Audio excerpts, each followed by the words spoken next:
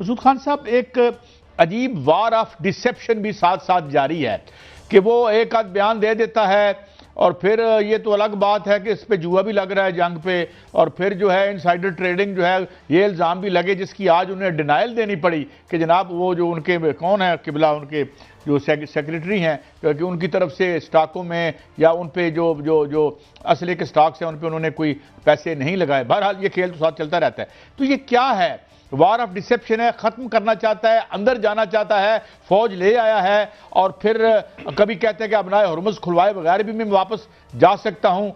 कहां समझें कि असल कहानी किस जगह पर है और क्या आपको लगता है कि रियलिस्टिक एक हैपनिंग्स हो सकती हैं जनाब ब्रिगेडियर साहब? बहुत शुक्रिया काजी साहब। देखें, मेरे ख्याल में अगर आप प्रेसिडेंट ट्रंप को सुने, मार्को रूबियो को सुने, पीट हेगसेट को सुने, तीनों डिफरेंट बातें कर रहे हैं। और ट्रंप तो बिल्कुल, जब ट्रंप ने कहा कि हम स्ट्रेट ऑफ हॉर्मज़ को खुलवाए बगैर भी बातचीत कर सकते हैं, लेकिन उसको अभी डिनाई कर गए हैं मार्को रूबियो। तो मेरे ख्याल में लेकिन एक ये है कि अमेरिकन चाहते हैं कि इससे क्लीन ब्रेक हासिल की जाए, इससे निकलें, क्योंकि जो अमेरिका की ग्लोबल स्टैंडिंग जो थी, जो मिलिट्री के पॉइंट ऑफ व्यू से थी, पॉलिटिकल थी, इकोनॉमिक थी, दैट हैज बीन डेंटेड। और जिस तरीके से अमेरिका के अंदर जो रैलीज हुई हैं, देखें, नो किंग्स वाली रैलीज, मिलियंस अक्रॉस अमेरिका लोगों ने उसको अटेंड किया है। तो एक थ्रेट डेवलप हुआ प्रेसिडेंट ट्रंप के लिए। मिड टर्म इलेक्शंस हैं और इसके ऊपर उनकी रेटिंग, पॉपुलैरिटी गिर चुकी है। सो बहुत सारे मसले हैं कि उनके लिए क्या हो सकता है। But at the same time देखें कि यहाँ पे उनके लिए बस हो गई है, क्योंकि जिस तरीके से सिचुएशन ऑन ग्राउंड में है, जो देखें कि टोटल कंट्रोल है स्ट्रेट ऑफ हॉर्मुज़ पे ईरानीज़ का, और डिफेक्टिव कंट्रोल इनके पास है। और जो वो कहते हैं वो शिप्स वहाँ से गुजर रहे हैं, वो युआन में पेमेंट करके आ रहे हैं, लेकिन पाकिस्तान के 22 शिपों की उन्होंने परमिशन दी है, वो वहाँ से गुजर जाएंगे दिल्ली 2 के हिसाब से। But at the same time देखें कि रीजन के अंदर ईरान का भी इन्फ्लुएंस भी जारी है, स्पेशली जो रीजनल बेसिस की बात करें या गल्फ कंट्रीज पे जो स्ट्राइक्स हो रही हैं वो भी जारी है। सो दो सेंटर ऑफ ग्रेविटीज थी, और स्ट्रेट ऑफ हॉर्मुज़ और बेसिस एंड रीजनल कंट्रीज और जीसीसी कंट्रीज, उस पे ईरान का बड़ा इन्फ्लुएंस है। So therefore they are controlling the situation. At the same time जो प्रॉक्सीज जो है कि जिस तरह हिजबुल्लाह हमें बताते हैं कि 20,000 प्लस रॉकेट्स और मिसाइल उन्होंने फायर किए हैं इसराइल पे।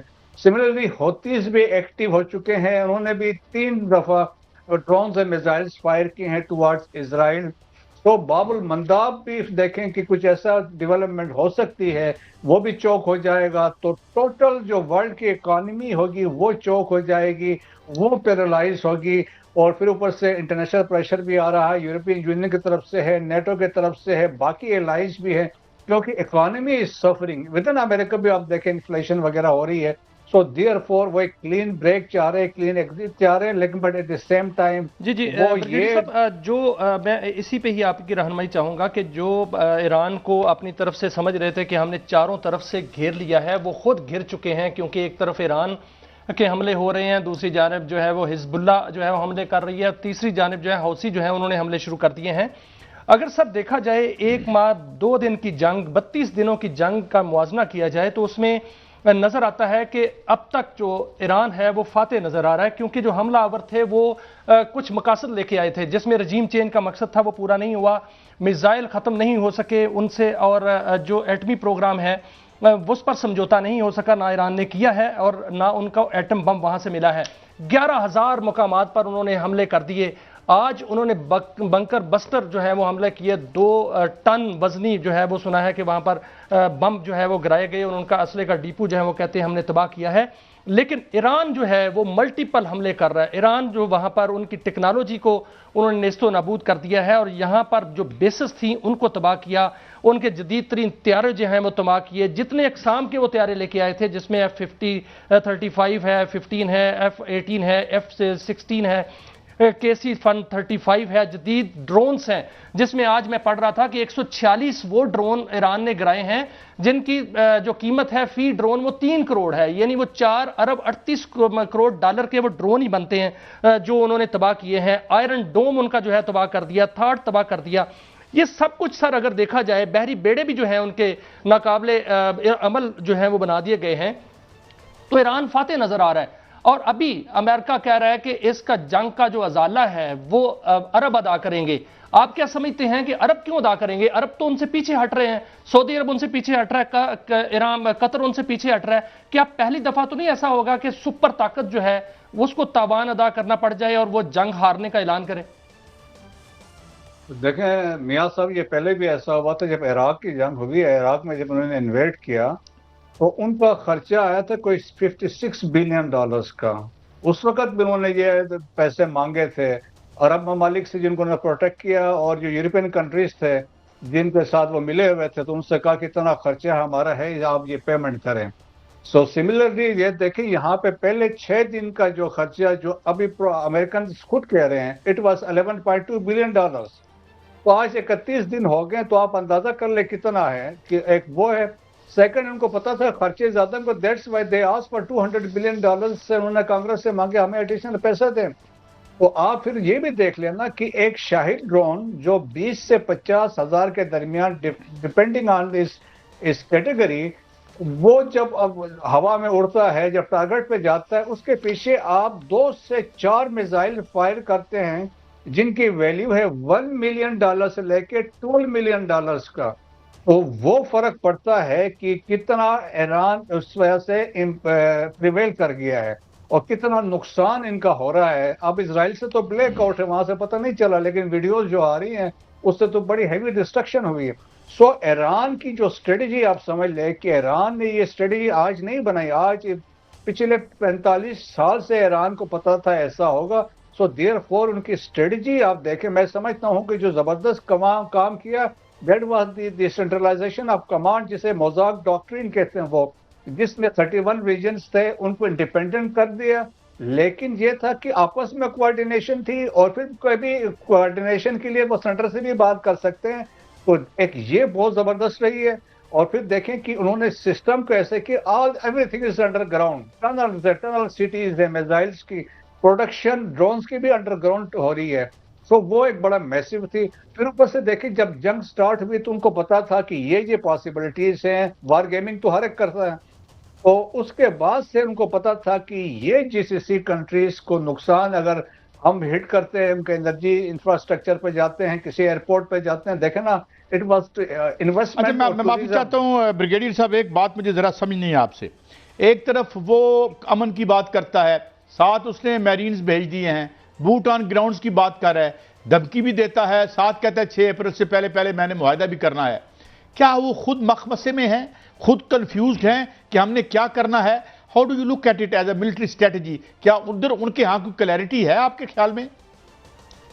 देखें काजी साहब, शुरू में अभी लोग इस बात पे इतफाक करते हैं कि शुरू में जो उनकी स्ट्रेटजी थी, उन्होंने पता नहीं क्या वार गेमिंग की, क्या सोचा था। उनका अंदाजा था कि हम 2-3 दिन में ईरान को, स्पेशली जब हम लीडरशिप को एलिमिनेट कर देंगे तो ईरान कोलैप्स हो जाएगा, पब्लिक को उन्होंने कहा हमारे साथ हो जाएगी।